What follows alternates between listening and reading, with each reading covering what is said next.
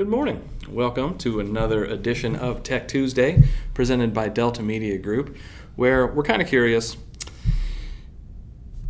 if we believe that dinosaurs have more in common with modern day birds than they did with reptiles. Why is it when we got DNA out of that mosquito, did we fill in the DNA sequence gaps with frog DNA instead of bird DNA? Like, shouldn't all those dinosaurs be half pigeon? So anyway, today we are going to take a look at something that doesn't have a whole lot to it, depending on how you look at it. Depends on how deep you want to go. But we're going to look at agent website setup and a little bit of customization. And we're just going to take you through the basics here because the idea is you can get really, really in-depth with customization on your website. But this will at least give you what you need to, cover the surface, get in and make some initial changes, that kind of thing. So let's jump into the DeltaNet, take a look. Now the first thing we're going to look at is we're going to go down to website. All of the website stuff is under website. And down to site design. Now what this will let us do is select our initial theme. Now keep in mind the significance to these is that these are website themes. They're not templates like they used to be. So the way these work is all of the websites are a collection of modules, and all of those modules can be assembled in specific ways. They can be specific colors. There are different types of modules that can go at different points on the page. So these are all essentially the same as far as platform goes. They're kind of the same template, except they have different modules in different places. So that's the kind of thing you want to pay attention to with these. Like colors don't really make any difference. You can change those. These are just presets is a good way to look at them. So as we go down here, you can see the colors. We can change those later. Those don't really matter. But the main thing you want to look at is, so this one has a large agent image up in the corner. So if you like the way that agent image is laid out and you like kind of the layout of this one with that small background image, the quick search, and that box there, then you'll go with this one. The difference over here is it's a larger background area, and you've got the background area up at the top and the agent image over here. And as we scroll down, see this one looks very similar but without the agent image. And you can see the agent image is going to show up in the bio down in this area. And also you have a little bit of a description on each of these to give you an idea of the kind of things that they'll display when you get down below the fold as you were to scroll down on these. So those are the kind of things you really want to look at. The colors you don't want to look at because you can change those later on. The background image itself you can change later on. So you don't want to worry as much about those elements. So once you find the one you like, and just click on Preview Theme. And then what it should do is load up the desktop version of what that theme will look like when your website is switched over to it. And here you can scroll down a little bit and see the different sections and everything that it includes. So this one's kind of cool. It actually has, so this would be your bio section. And then you have a customer reviews section or module that loads up here. Featured homes load up there. You've got a blog section here. So if you have a blog set up, if you don't have a blog set up, this section just won't appear on this template, or theme rather. But if you do have one set up, as you add articles to it, they'll show up here in this spot. And these are actual, that might actually be an article I wrote. I'm not sure. But this gives you an idea what it'll look like. Now you can also switch between the different views. So this is what it'll look like on a tablet, and then this is what it'll look like on a mobile device or a smartphone. So if you decide that this is the one you like, you just click on Set Live. And now that should be the live theme on the website. So to get there, I'll just go to Website, I'll click on Overviews, and then up here at the top I have a Preview Website link, so we'll click on that. And we'll see that it didn't reset my session there.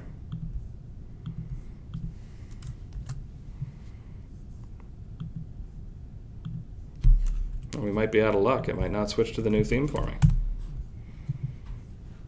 Let's try it again. Let's try it one more time. So site design.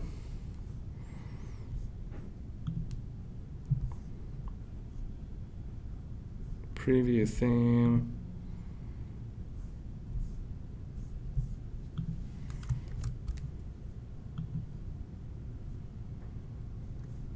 Oh, there we go. It's taken a moment.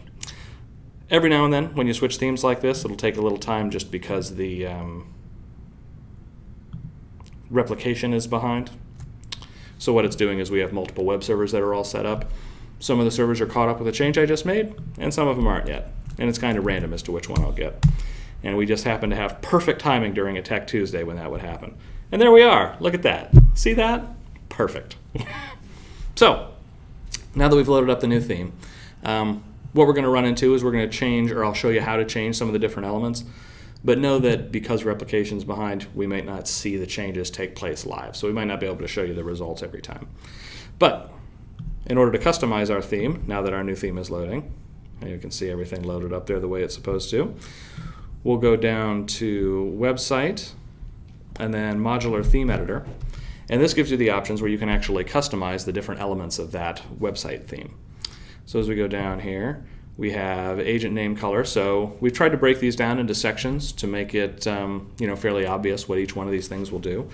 So agent information is referring to this agent information section up here. And you can see that the text is black. And this gives you some different options as far as that section goes. So if I wanted to change just my name color, I could change it here. Let's say I want a nice dark blue for that. We'll make it stand out. Let's make it a nice bright neon green. And then if I wanted the agent designation information, so that's what's going to show up if I have designation stuff down here for my designations field on the overviews page, that can be a different color. So right now that's still set as black. I can remove the photo entirely. If I do that, it'll remove this photo, but this information will stay. Or I can remove all the info. So if I change this to false, that'll remove this entire agent info block. So it'll remove the picture and the name and all that stuff. So we'll go ahead and switch that back to true. The next thing we can control is we have the Home Finder bar. This refers to this block right here, and it'll appear in a little bit of a different spot depending on which theme you went. But when we look over that, this is the background color. This is the non-link text, the link text, and the link hover text. So what that's referring to is background color blue. Non-link text is this because that's not actually a link. It's just text. And then this would be your link text. So you have your join and sign in. Those are actually links. And then when I hover my mouse over those, that's the link hover color. So if I wanted two different colors there, I can do that. So right now we can see it's all set to white. If I go to my Home Finder link text, we'll change that to like a blue. Then we'll make our link hover text a red. And we may or may not be able to see the changes once I save them just because, things are behind. But we're going to find out. So we're all set there. Now navigation refers to this section here at the top. So we can control some different elements there. To go over this, navigation bar, this is the actual background color of the bar. This is the color of the font, and this is the hover color of the font. So the font is the buyer's, seller's, recent transaction, the actual text there. And then when I roll over that, if I wanted that color to be different, I could do that also, and that's what that hover color would change. So navigation font hover color. Drop-down background color, drop-down font color, drop-down background hover color, and drop-down font color hover. Hover color. Should say hover color, right? But all of those things respectively, if I roll over buyers, you can see this drop-down comes up, and as I roll down this list, the background color changes. That's the background hover color. And then the text within that would be the hover color of the text.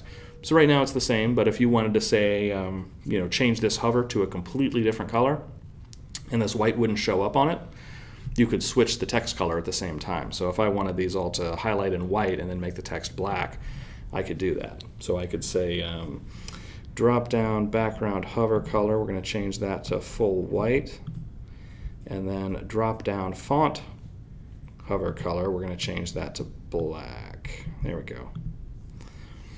So now when I save this, again, assuming it saves right away, you should be able to see all these turn white as I hover over them, and the text will turn to black. So it'll make for an interesting look. And keep in mind, we give you a lot of flexibility here as far as these colors go.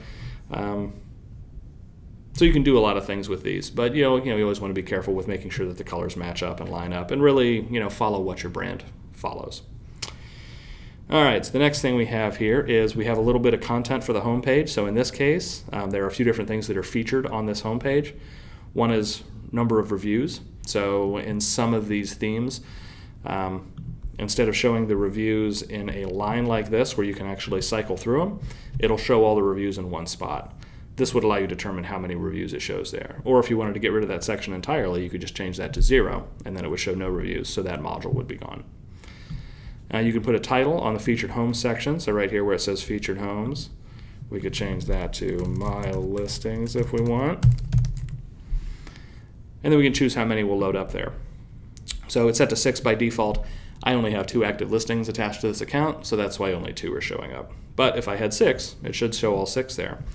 If I had, say 6 or more listings than that, I can have it randomly choose 6 of my listings, or I could change this down to 3 and just let it randomly choose 3 of my listings. So you see you have some options there as far as how many listings you can show. So at this point, 3, 6, 9, or you can show up to 12 if you want.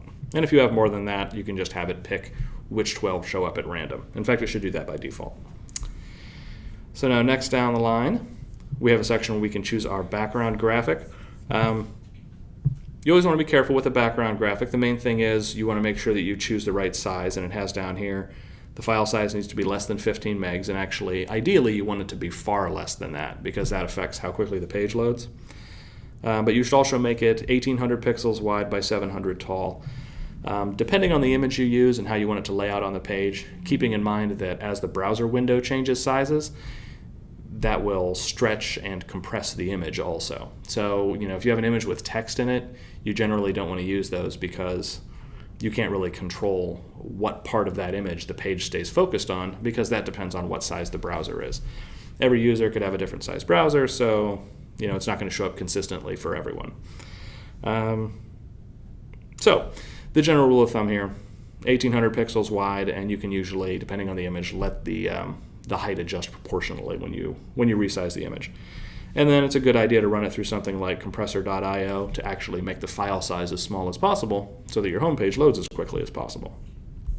So to set this up, you can see my options here are background graphic. So this would be just a static graphic, which is what we have now. So if I go up here, that's this background graphic here. My next option would be a background slideshow. So if I click on that, I can actually upload multiple images here. And I would either just drag my files in, or I would click Add Files, and it would bring up my file chooser, and then I can add files to this, and then hit Start Upload, and it'll upload all of my slideshow images. The idea is that those should be about the same size as your static background image would be, so that's the same rules here. And then lastly, you can also do a custom video if you want. Videos can be a little bit trickier just because of how they need to be compressed, but what it comes down to is the same thing. You want a short video that has a nice loop to it because it's just going to run in the background all the time. So ambient videos work well, like a video of a beach with just some waves rolling. It has to be something that makes sense when you watch a loop. The other thing is you want to get that file size down as low as you can also, but the quality as high as you can. So we're always here to help out if you have any questions or if you need any help putting an image background on your website, or if you have, or a video background on your website, or if you have a video and you want to see how that can go on your website, we can help you out with that. It can get a little complicated when it comes to compressing video. But once you have your compressed video, you can upload that the same way you would a background image. You just drag it in here, or you click Add Files and select it, and then hit Start Upload, and it'll upload as your background image. So what I'll do is switch this to background graphic. We'll go ahead and delete the one that's there, and it reminds me to go to the bottom of the page and save. So just by deleting it, I haven't actually saved any changes yet. Now I'm going to add files. I'm going to find my sample images here. Here's some background images, and then I've already, ahead of time, I've optimized a few. Let's go with a modern living room. That sounds promising. So there we go. Puts my image in the list, and now if I hit Start Upload, now my image is uploaded. It reminds me again that I'll need to save the page at the bottom in order to save my changes. So we'll close that out. You can see my image showing up there. And we'll continue on. So the next thing I can do is I can adjust the header graphic by itself. So the background graphic I just did is the background of this whole thing. It's this full site background graphic. But if I wanted a different graphic down here than I have up here, that is what I would use this header graphic section for. So at this point, I can either choose an image that's 960 pixels wide, and it will push the header down based on the height of my image. So depending on how far you want to push down your navigation, you'll want to adjust the height of your image accordingly. But I can upload a custom image to do that, or I can select from our image gallery down here.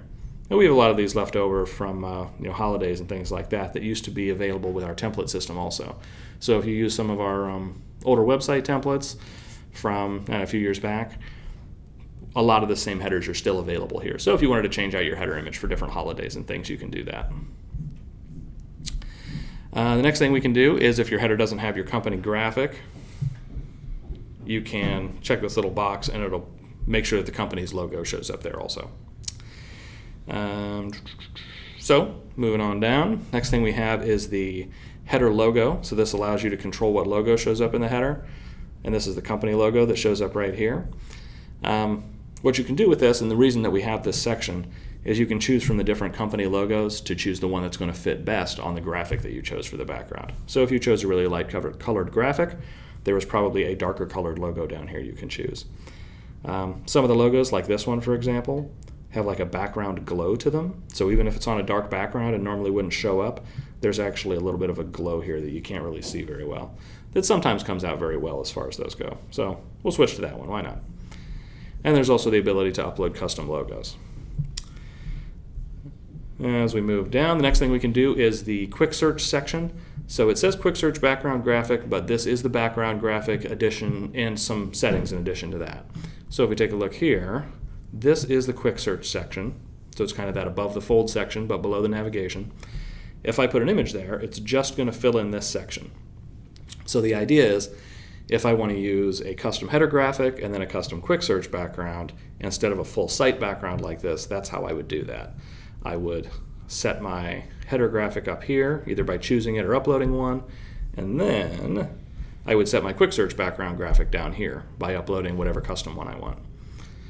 And for this one, you can see image must be 960 pixels wide. The nice thing about this one is it can be taller also because it's filling in this section instead of this section. Generally, you don't want a really tall header background graphic because then it's going to push the rest of your site content way down, including your navigation and your quick search. And your quick search, let's face it, that's why people came to the website, to search for properties. So we don't want to push that one down further than we have to. Now the next thing you can do in this section is you have some ability to customize what the quick search is. So some of these options show up for everybody. So you have find your next home, multiple search fields off to the right. So those are some different options that don't include the AVM. If your company has the AVM system turned on, then you'll likely want to select one of these options toward the bottom where you have tabbed boxes for find a home and what's my home worth, tab search form for find a home and sell a home, but this one I think sell a home goes to the, click on that, see sell a home goes through to the VMA page. So the difference between this one and this one is that this what's your home worth actually loads up another search form where people can type in their address and it takes them through to give them a valuation for their property. So if your company does have the AVM system turned on, you want to go with that one. This one has the same functionality, but the boxes are separated. So you'll have, man, falling apart for loading the page today. Yeah, this gives you an idea. So the find a home and sell a home, the option with two separate boxes will load up the quick search on the left, and then over on the right, it'll load up the a separate box for the what's my home's worth that takes you through to the AVM. And then next, as far as quick search goes, you can choose whether or not the autocompleter will work in the quick search. So if that's enabled, if someone starts typing in an address or an MLS ID or anything like that, the autocompleter box will show up below that and start giving them suggestions as to what they're typing in. This functionality is very similar to what you see on most real estate websites, Zillow, Realtor.com. All of those places, you start typing it out, and even Google, really, when you run a search. If you start typing, it starts trying to guess what you're typing. That's what this is referring to. If you don't want that functionality, you can switch that to disabled. And then next, we can control the footer logo also separately. So if you have a different color in the footer of the website, all the way down at the bottom, man, this thing's gone crazy on me. There we go. So if you have a footer logo showing up down at the bottom of your website here, and the background color of that section is different than the color at the top, that is the intention here. That way you can choose a different color logo for the footer than you have for the header. And then lastly, you can control the meta tags that show up on your home page. And this is just for SEO, for search engine value. So the idea is you can set up the title, which is what's going to show up in the top of your address bar here. You can set up meta keywords and meta description tags also, and those are picked up by search engines to help describe the content that's on your website. So Keywords aren't really used much anymore, but those would be just some keywords separated by commas. And then meta description is an actually human readable description of your website. So for something like that, it's a good idea to enter something in, your name, the area that you do business in, real estate, home search, stuff like that. But make sure that it is readable, because the idea is if somebody runs a search on Google, for example, and your website comes up as one of the results, it's going to show the title as what they would click on to get to your site, and then it'll show a description below that title. If you have this filled in, this is where it gets that description. Otherwise, Google will just choose from the content on the website and make the description whatever it wants. So there you have it. I'll save my changes. I'm not super optimistic that we'll be able to see the changes right away, but we'll click it. Why not? I'm not scared. Nothing. Hang on. There we go.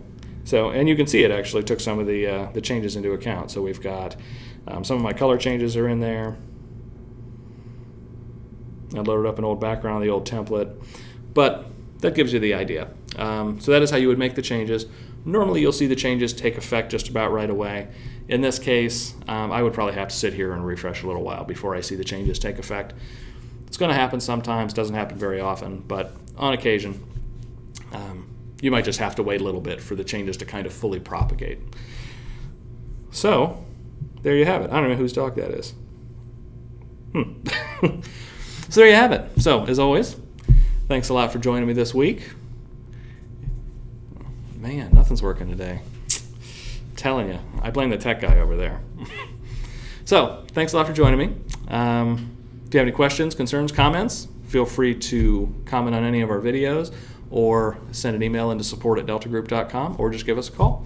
So, thanks a lot for joining me, and I will see you again next week.